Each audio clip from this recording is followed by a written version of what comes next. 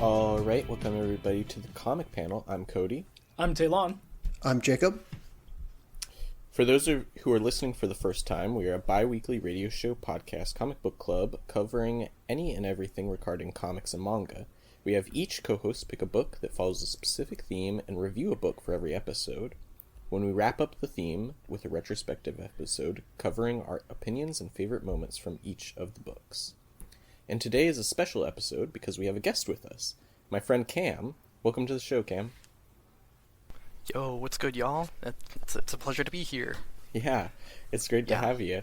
Cam has been my friend for quite a while now, and he's also co-host on our Eric's Bizarre Radio Show, on Eric's Bangers and Banter. Yeah, so that's a radio show on our station, KSUA 91.5.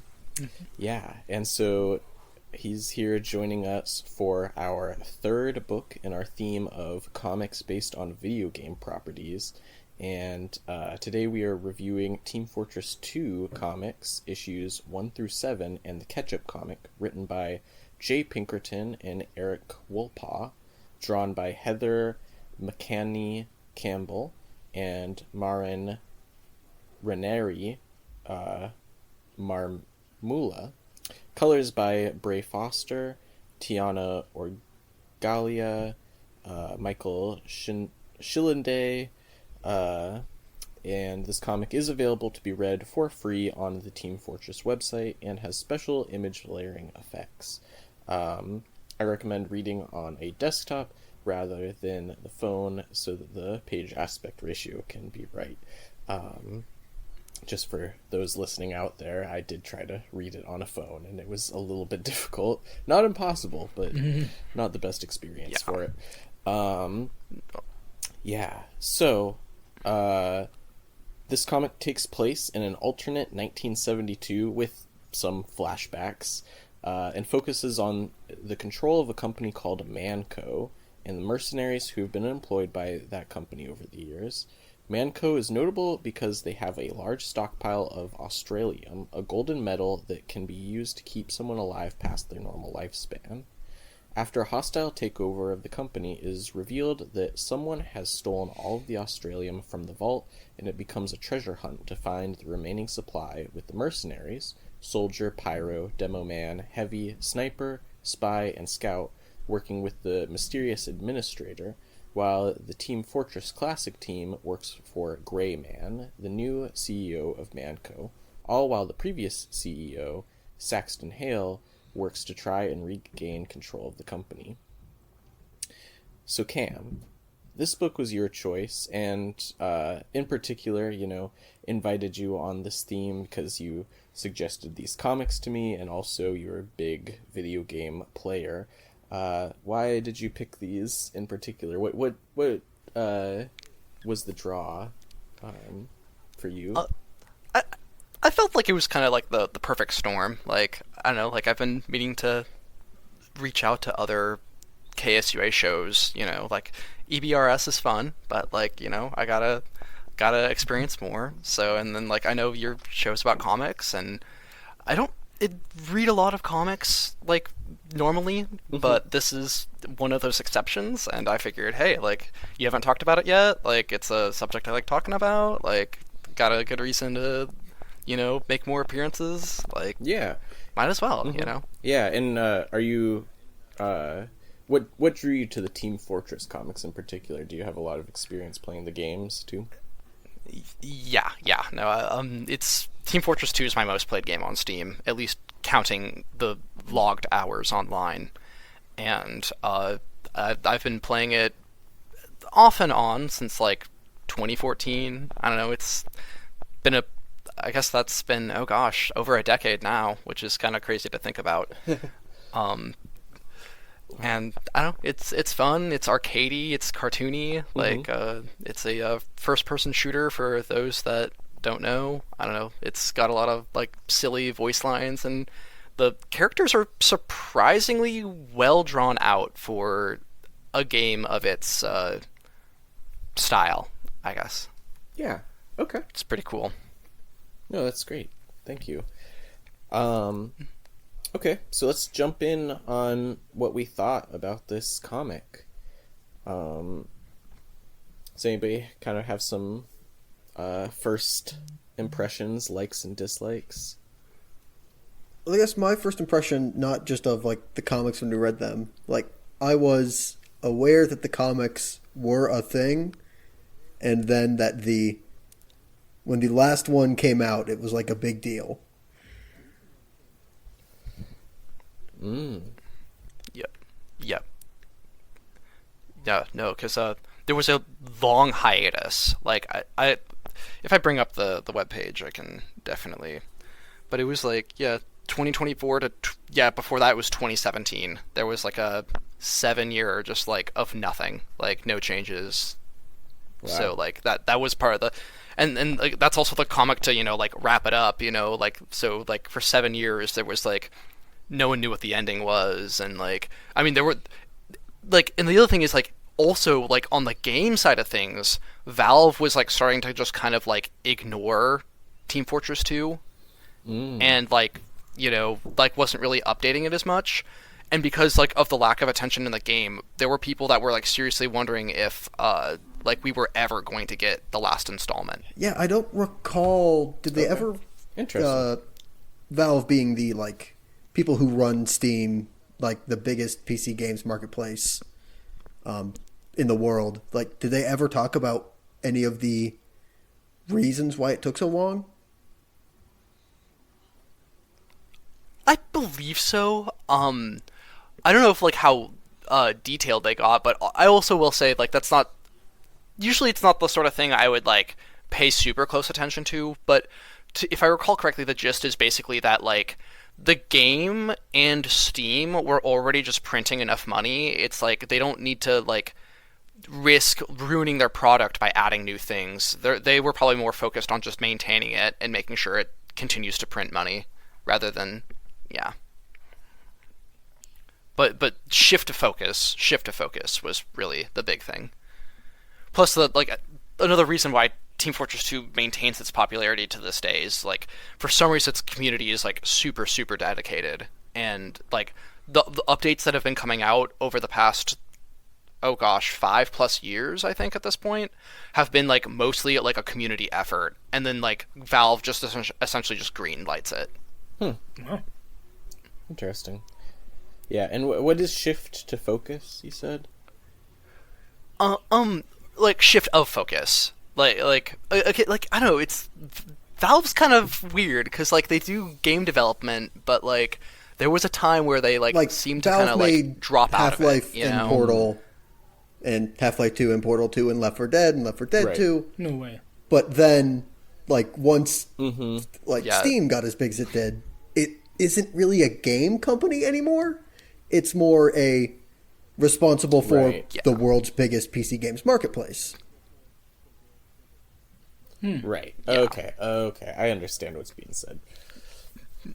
That makes sense. Yeah, because like they're making a cut off of all the sale. Like it's just like so much stuff is just getting moved over Steam, and Steam is like very much like at the top of the mountain. So it's like their focus is maintaining that the cash cow that is Steam. Right. Like the games, obviously they do have some care for them, but it's also like it's not exactly like making them as much money, or at least it's not making them as much money as that like where they'd be like, yo, we need to be like constantly improving this. It's more of just like a maintain.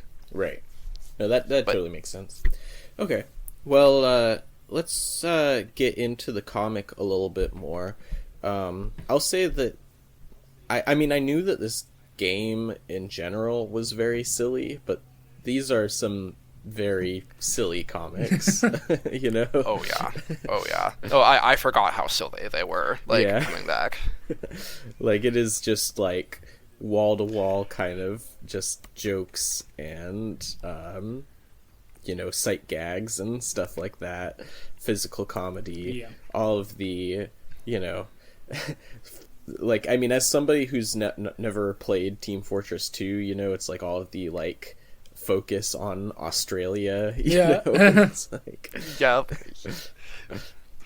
I think the original creators were from Australia, Ah. which is like one of the big reasons. Yeah. That makes sense.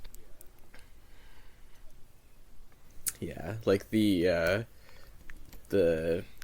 corrupt mayor who's acting as the judge in this case, and he's just Yep. like but also it's like he doesn't even really end up caring that much in the end. He's Yeah, dude, Well, he's like, it's like so lead Yeah. poisoned. yeah. yeah.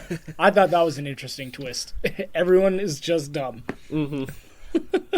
Yeah. Yeah, and there's just so many like you can just like so many little things, like the Italian stereotype just being an Italian stereotype, and Oh yeah, yeah. yeah. Oh. But yeah, Or like go ahead. I like this. I don't know, the scene where like Demoman's talking to his organs, like, and it's like kind of like played out like a soap opera. Oh like, yeah, that's a good part. Yeah, I will say though that it wasn't, as somebody again who hasn't played the games and doesn't know as much of the lore, even though like I obviously read the comics here and then in the Ketchup comic, I don't think it became clear until the end with that part that Demo Man was supposed to be like an alcoholic, and like then they started saying, oh yeah, his body is like freaking out because he's sober. Yeah. but yeah, I was all like, oh, I feel like I was meant to know that and you're just cluing me in now. Yeah. No. Yeah. That, and that's, yeah. No. I think that does track. Cause yeah. No. I mean, I'm pretty sure. Yeah. When you first see him, it's just when he's like showing up to the courthouse, and I don't think there's any hint of alcohol on him. Yeah. So. Yeah. Gosh, also sorry. I'm literally just scrolling through the comic right now, but it's like the Amelia Earhart hot dog Yeah. company. It's, Hot dog costume. yeah. It's like Such interesting, And the honey. such an interesting way to like rope in some random like real world thing, and then just being like, yeah, we're gonna make it silly. Yeah. Because, like, also, like, did they even, like, were hot dog costumes a thing in Amelia Earhart's time? I'm gonna say no. I feel like, yeah, like that's the thing. Is like, I think theoretically, yes, because, like, I think, like, theoretically, you could have gotten, like, a caveman to, like, skin some animals and, like, turn the hides into a hot dog costume. Sure. But the thing is, like, a caveman has no concept of a hot dog. Yeah.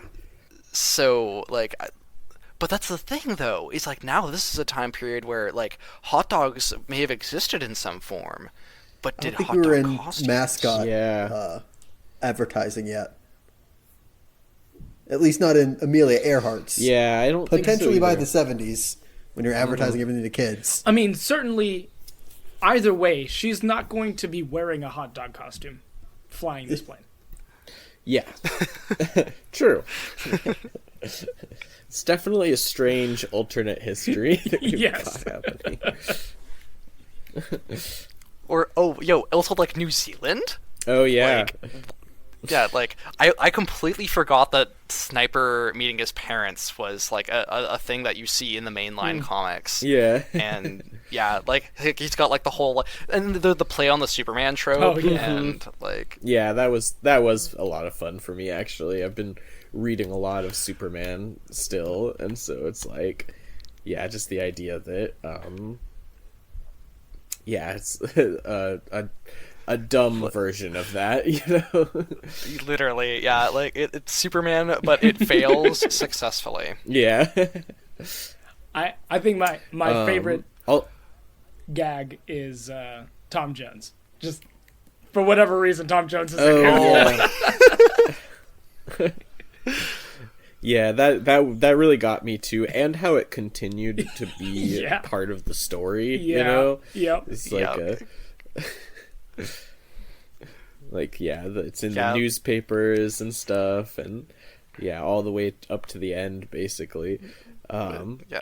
Yeah, I didn't feel like I got an idea. Like, I mean, they established it through context clues enough, but I was like, what? Who's the The wizard? wizard? Yeah. Yeah, Merasmus. So, in the games, when you see him, he's like a little like. There's like levels where like you got Team A and Team B like doing their thing, trying to like fight for the objective, and then Merasmus like shows up as like a boss slash like trickster, and like so like you can defeat him and like I think get some sort of a reward, or he'll like pull up a card or something like. Although I don't think he actually pulls up the card, it'll just show up on your screen, and like that card will whatever's on it will like affect everybody or like certain people in a certain radius around him or something like that. And then really outside of that, he's just like Soldier's roommate and is also like has a lot of hand in like all of the magical stuff that's like going on. Like Demoman, right? His eye is missing, and the reason his eye is missing is like I think like Merasmus like cursed it, or he like read the like Bombonomicon, like the bomb version of the Necronomicon. Yeah. And somehow, some way, his eye got cursed. Because so when Merasmus shows up, this is like around the Halloween times, like Halloween themed maps. Another Halloween themed boss that you'll see is Monoculus, which is Demoman's cursed giant floating eye that shoots like explosive like fire or eyeballs at you. Like Okay. So and that's the and I think it was said in the mainline comic that even, like Medic himself is like, yo, we've given you your eye back multiple times and it works fine until Halloween night when it pops out, turns big, and starts murdering everyone. Yeah. Okay. So yeah. Yeah. No, that's a weird lore tangent, somewhat. That's also covered as if everyone knows. Yeah, no, but it is like really funny and in good context because yeah, like you said, Medic in the comic mentions it, but I'm like, okay, that's a weird thing, like Yeah, it's a lot to drop. Like yeah, yeah. No, and the fight for like Australium is fun, just like people trying to like, extend their life as much as possible.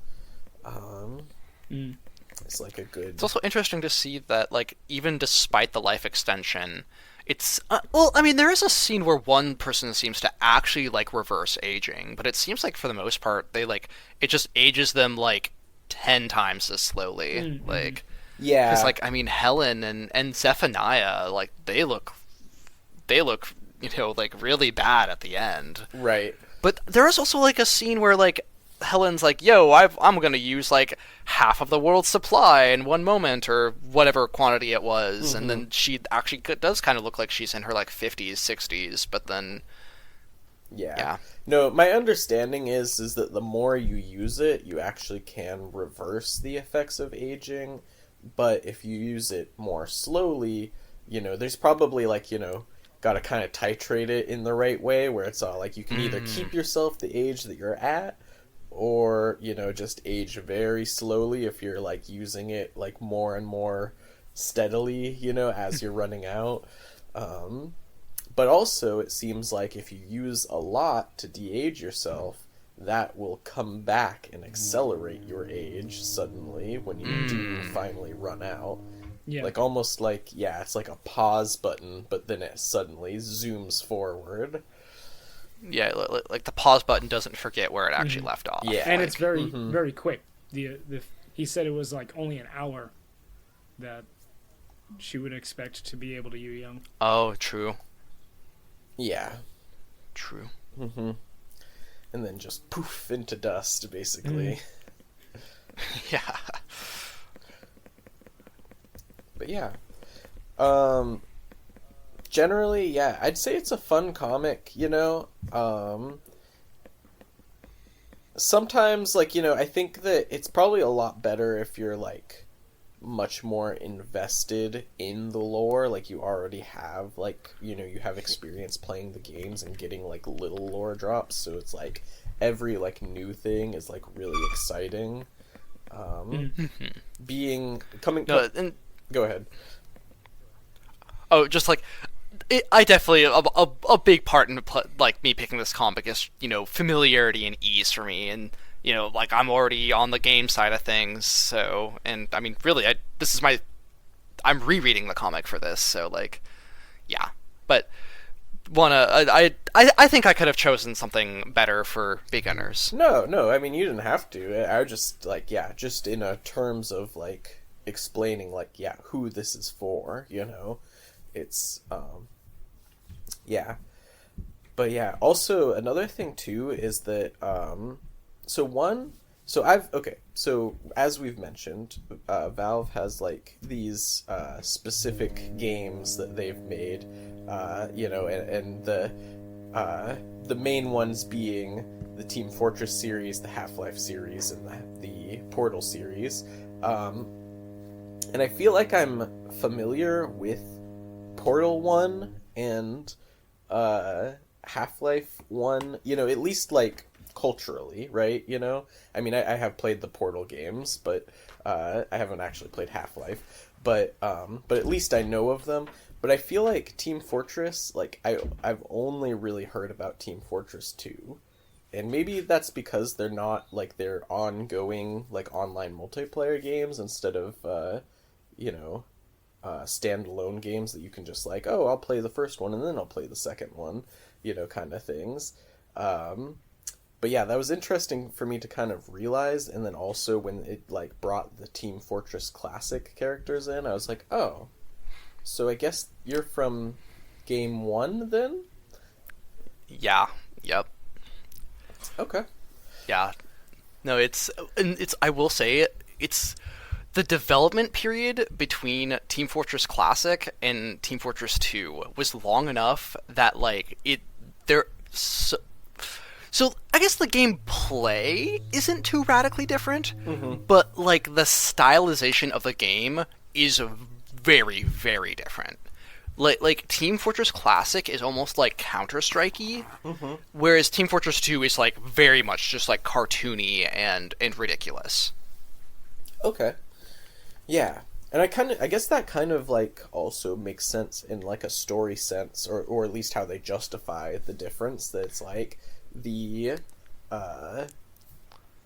team of mercs that we follow from Team Fortress 2 are like, they say that they're like the laughing stock of the mercenary community, like everybody thinks that they're ridiculous.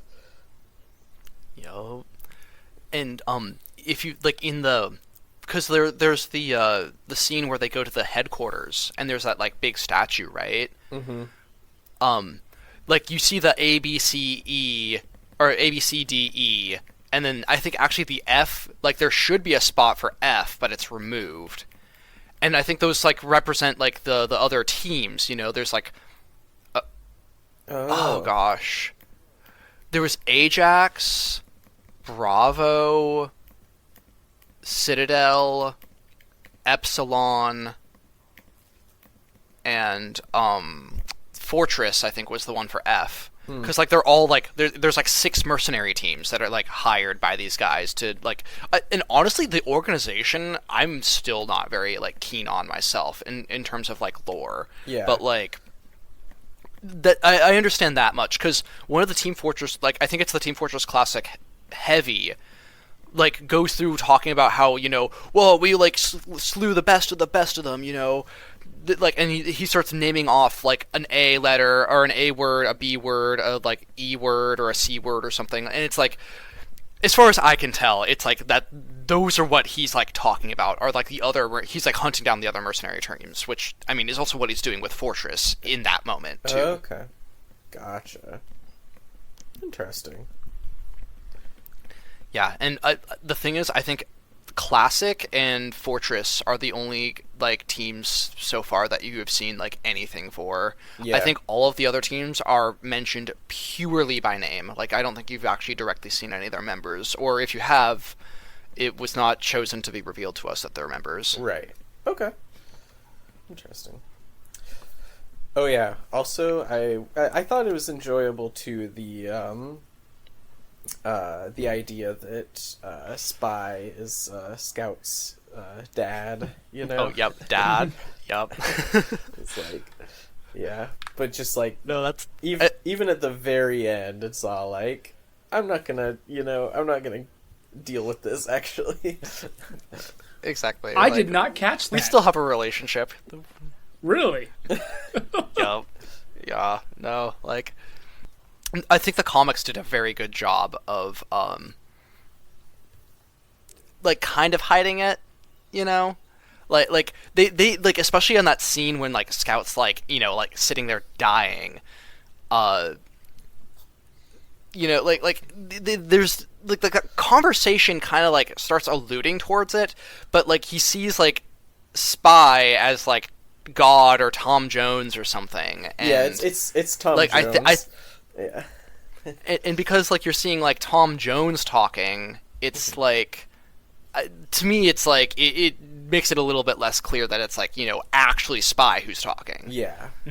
But yeah, and at first I thought that that was like a hallucination, but then I was like, oh wait, that's right. Spy has the ability to take on the appearance of anybody he wants, basically. You know, so it was like him, you know, purposefully. I also will hiding. say,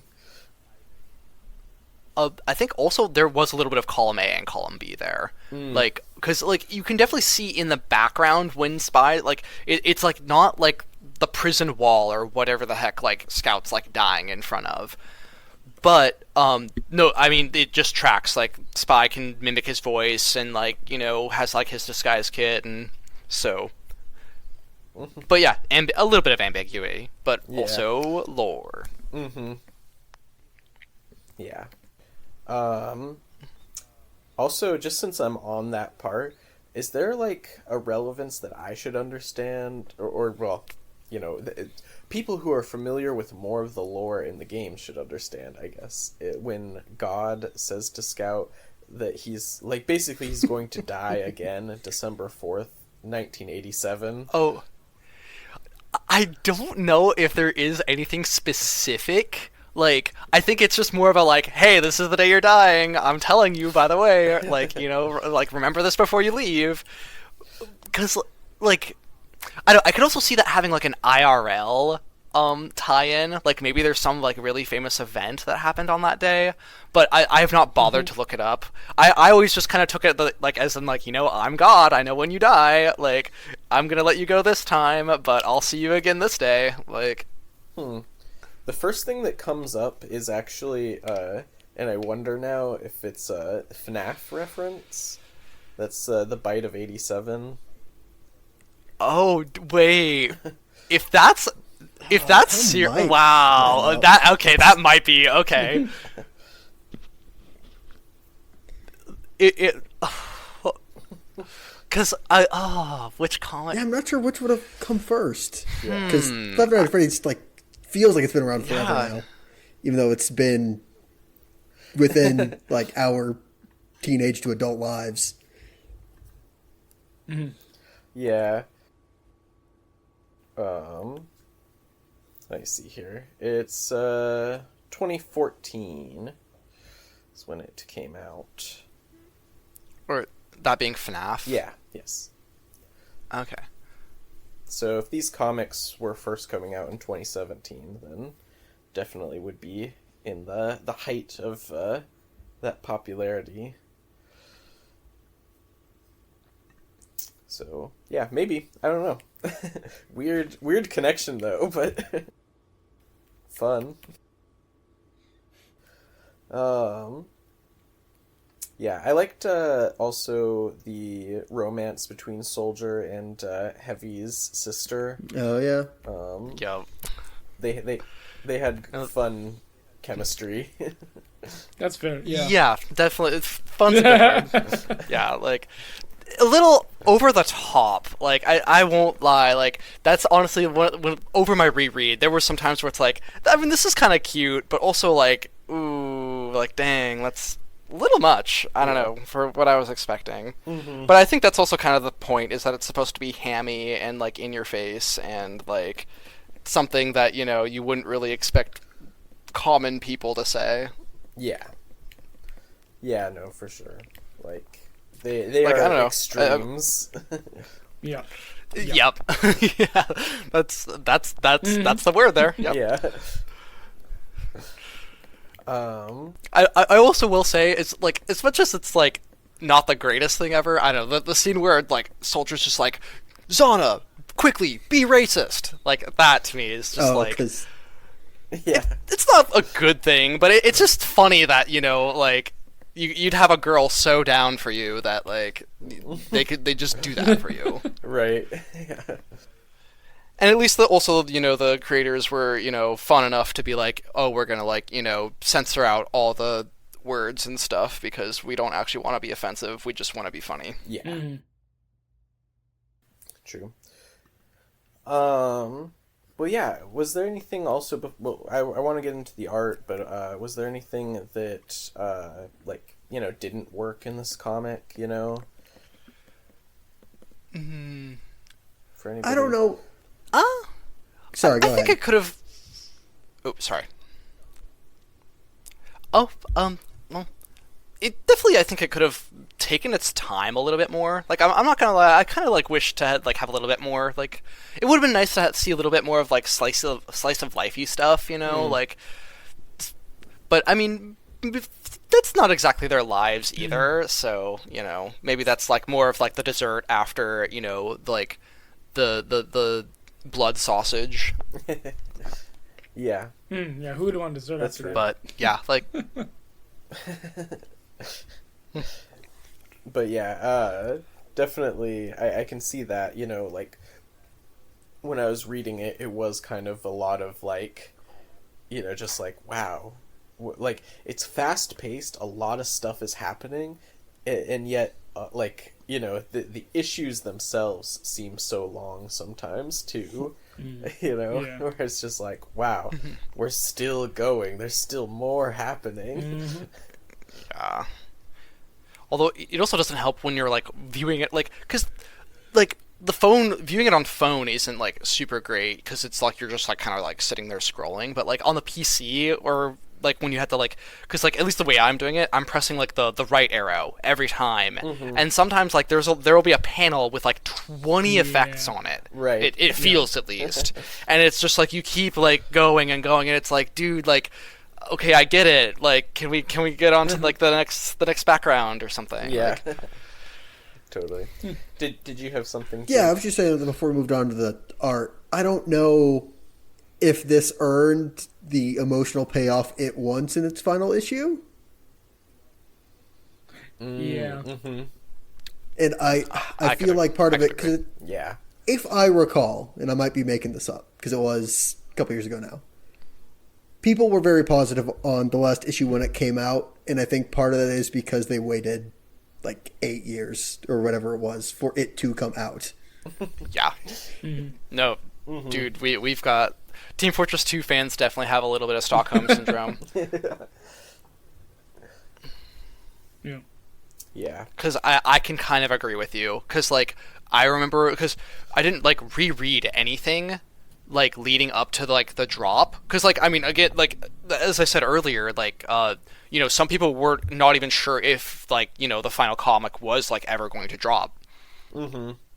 So, like, when I heard it dropped, I was like, oh, like, I'm gonna go read it right now. Like, holy cow, I can't believe it. Like, you know, an update to this game in some form, like, you know, after, like, a decade. And then, yeah, it's just, like, basically it is, like, a lot of, like, endgame stuff. So it's just like, oh, like, what am I reading? Like, what? Like, I mean, I know all these characters, but, like, dang, I, like, completely forgot where I left off. Like, Yeah, it's like the answers to everything, you know, like, even I'm looking through it now, like Scout and what's her name? Miss Miss Pauling. Miss Pauling, thank you. Miss Pauling, you know, is all like, actually, you know, I said that I'm just gonna keep vying for your attention and hopefully it'll work out, but actually I want to tell you, and then like they end up just like being friends because like basically there's got to be like hotter people than her. Like, which is ridiculous, but also honestly a good ending for that, because obviously the interest was very shallow. Yeah, yeah. And like the Pauling's crush on, or no, Scout's crush on Miss Pauling is also kind of like just kind of like played for like little laughs, but also like somewhat fields, throughout the other media of the series. Mm-hmm.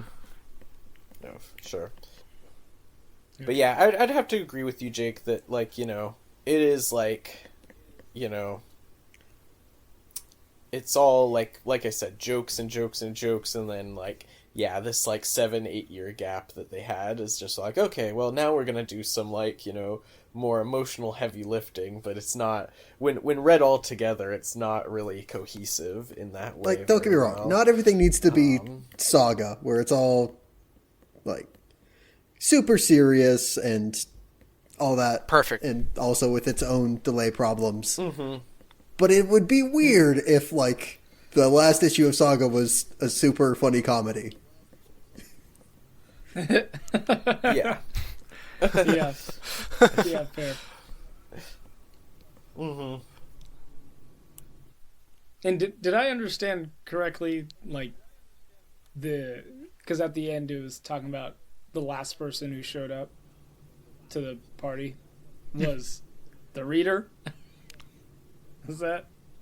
Oh, okay. Yeah. That would be my understanding. Oh. Because I'm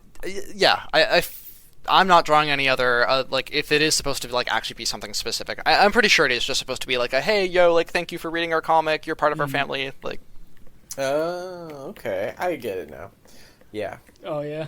That makes sense. Yeah, I read that and I was like, okay, that's kind of lame. Yeah, also, so when after the Christmas party that we were just talking about, it goes to the what's it called? The African Velt. Oh yeah. With Paxton, and it says now, and so I'm like, okay, wait, so is that supposed to be like when this comic came out, like that year? Like, so it's been since 1972? Oh, interesting. Or no way.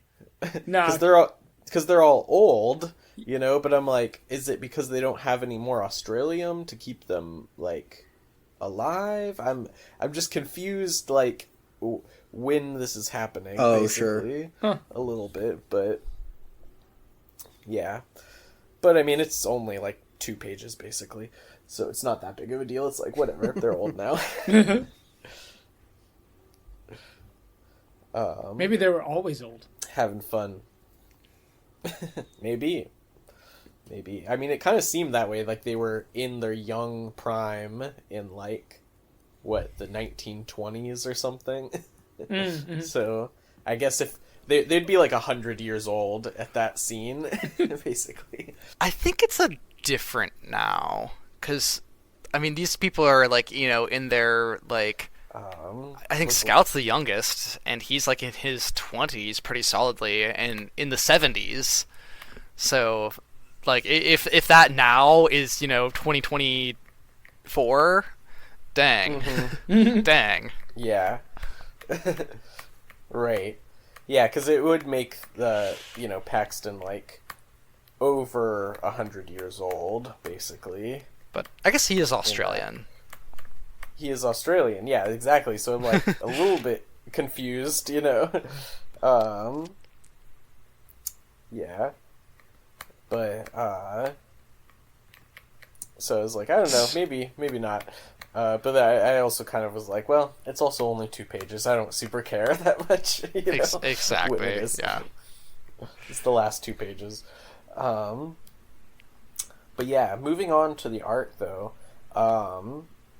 Yeah, I mean, the art was, perfectly silly for what this was, Like, I don't think that there was anything that was like, oh, well, I wish it was, like, more realistic or less realistic. It was like it was on model with what I understand the characters to be, all of that. Um, it's like I said, lots of like good sight gags in it. Yeah, I think that the biggest thing art-wise really is the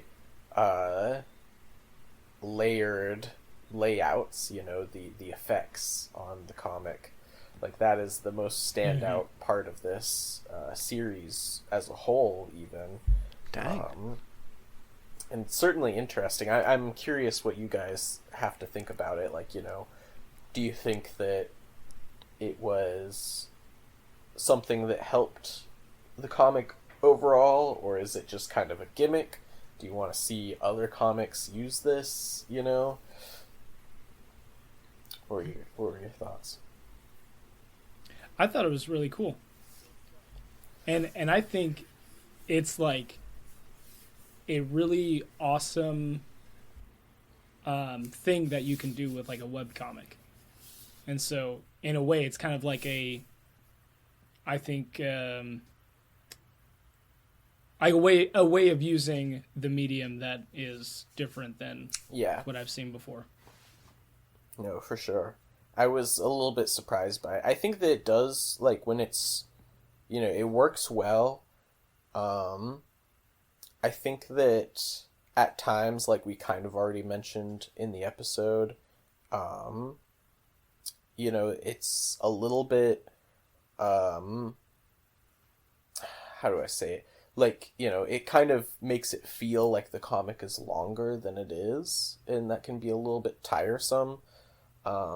But otherwise, yeah, I agree with you, Talon, that it definitely has, like, it is, like, kind of a transformative, making webcomics even, like, its own medium to normal print comics. Yeah.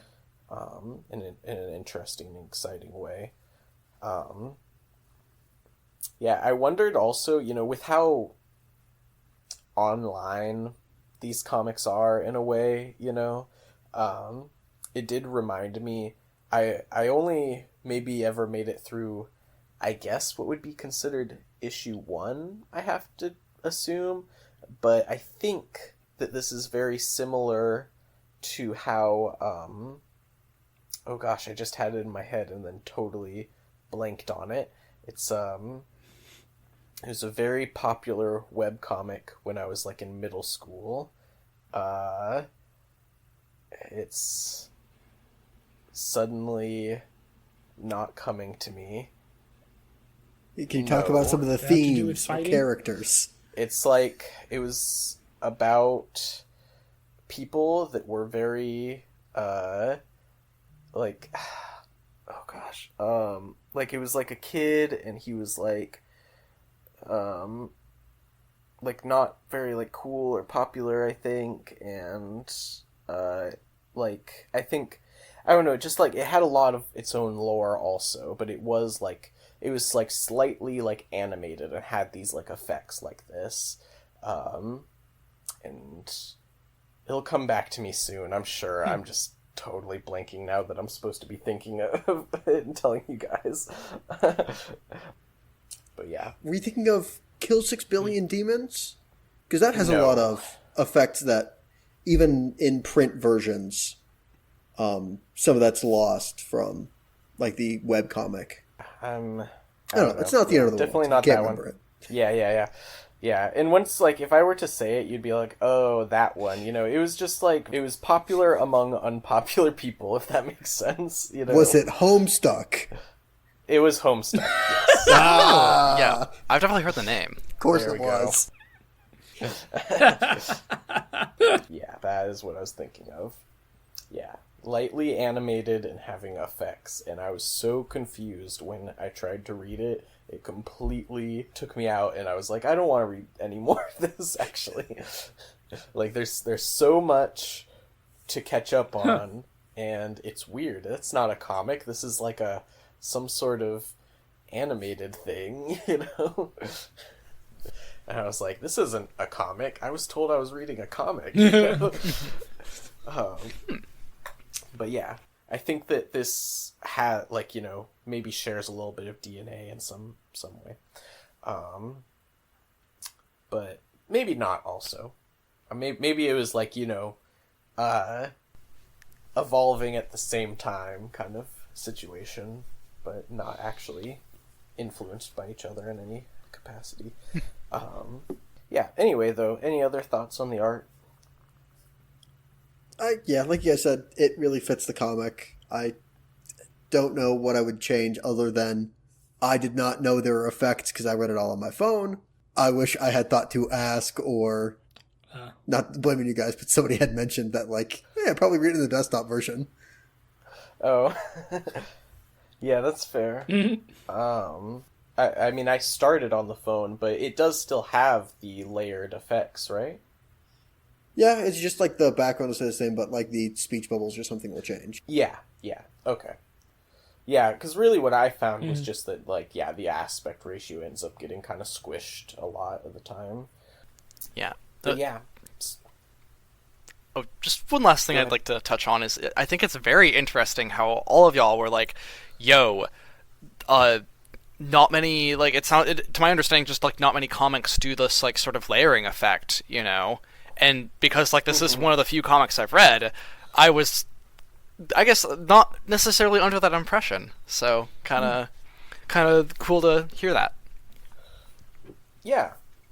Yeah, no, I would say definitely not common, because it definitely takes effort. Like, thinking about, like, yeah, effort, I mean, in some ways I could see, like, well, you don't have to redraw as much, and, like, I mean, there's the classic, Invincible joke. We were just talking about Invincible off mic a second ago, but, it's basically the part where, the character Mark goes into a comic shop to get his comic signed by his favorite artist, and basically he's all like, oh yeah, it's pretty easy. Sometimes when I don't want to draw that much, I just reuse the same panel over and over again for dramatic effect. And then they do that in the comic. Oh. Meta. Yeah.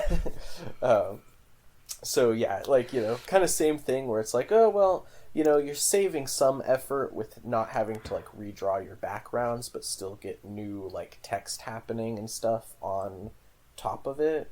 And, like, you don't have to, like, worry so much about guiding the eye through the scene because you're just removing certain text and then putting new text on and stuff. It's like, but also it is, like, like we were saying, it's like its own thing too, it's just it's a new way of doing things, which is interesting and exciting.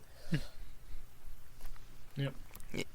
But yeah, I will add, I think the colors are cool. great. Yeah, it's well colored.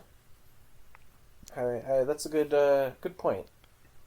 Yep. One of my favorite details is... because I know... Oh, go ahead. Oh, just Soldier's smile. Like, that's, like, I don't know, he's got such this, like, like, yeah, I'm happy, I'm brilliant, I'm cute, like, whether he's actually any of those, but... Yeah, just like, I know, there's a couple of panels where it's like he's just got that, like, big old grin, and you're just like, yeah, that's a nice smile. Anyway. No, that's good. Yeah. Yeah, I think, just to keep on with the coloring, though, that you said, Talon, it's, it's well done.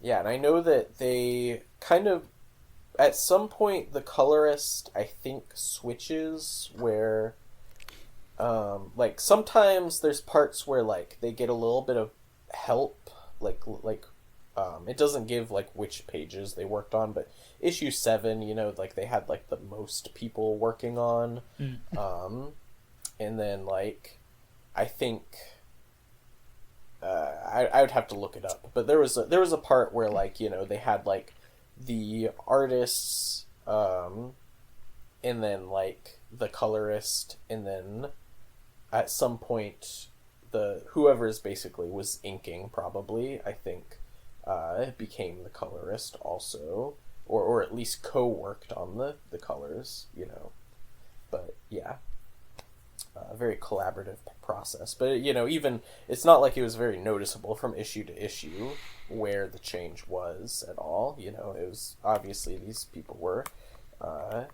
working very collaboratively to keep the style the same. But yeah, so now let's get into our theme. Basically, our theme is comics and manga based on video game properties. Well, we've kind of already gone through, well, at least I've mentioned my experience and knowledge about Team Fortress franchise, and of course Cam has too. Yo. Talon, Jake, what is your experience with Team Fortress? Zilch. Okay. Have you heard of it? I have sorry, heard of the name. Okay. Yeah. But that's it. That's it. Yeah. Okay. Okay, go ahead, Jake. I knew there was, it was one of those games that Steam made. I knew there was a first one. They didn't just, start with Team Fortress 2 as a joke, which would have been funny, but... But no, and I knew there was some, I got caught up in, not the drama itself, but, the videos made about the drama over some, there was some bot problem in Team Fortress 2 at the time. Yep. And so I've been vaguely aware of Team Fortress. Never played it, but I just know that it was a thing. And I think I'm also not a PC gamer, so being a PC only game, I would not have had the opportunity. Well, it's not technically PC only. Yeah. Oh. There is a version in the orange box that also has Portal 2, original Portal and Half-Life 2 Yep. that came out for 360, PS3. But it doesn't get updated. Yes. Is the other thing. Yeah. It is basically the original version of Team Fortress 2. As it sold in 2007, but for Xbox. So there's no weapons. I don't think there's any hats, but some people actually say it's one of their favorite modes to play just because it is so bare bones and doesn't have a bunch of bloat over 2 decades of development. Okay, interesting. Well, so do we think that the level of knowledge influenced how we felt about this comic? I'd say it made it better. I think because I had no Not knowing anything? because I could just take it as oh, this is this story.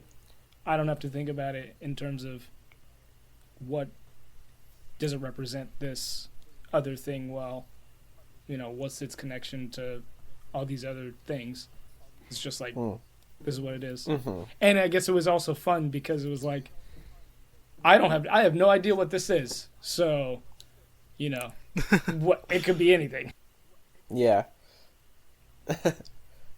That's fair. Yeah, I think that for me, I kind of said earlier in the episode too, there were certain parts where I was oh, I guess maybe that would have been more impactful if I had been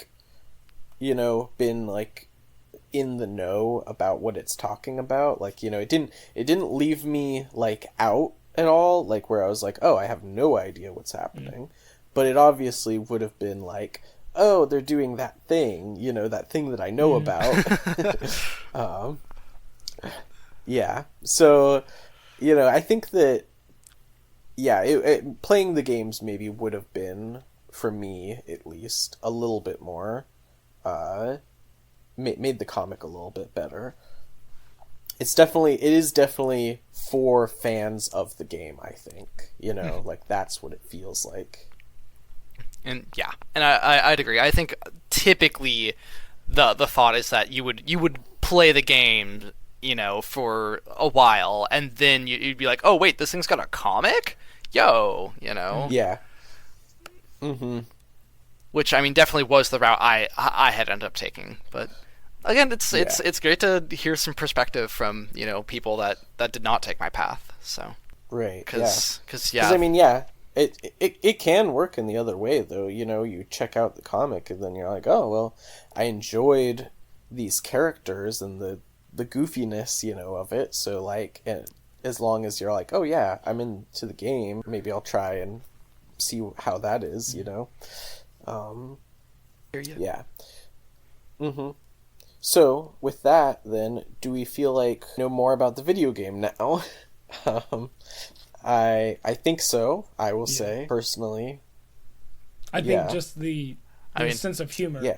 is the biggest thing that stands out to me. It's like, this is the vibe of the video game. But even on top of that, though, it's like, for instance, reading like Sonic comics earlier in this theme, it's like, well, if I knew absolutely nothing about how the Sonic video games were, would I really understand more of what they're like, But now I'm like, yeah, okay, sure, this comic is like, it's not like they're all staying on like one map and killing each other, it's like they're going on like big, globe-trotting adventures, but still I understand a little bit more about how this game works, I feel like, too. Yeah.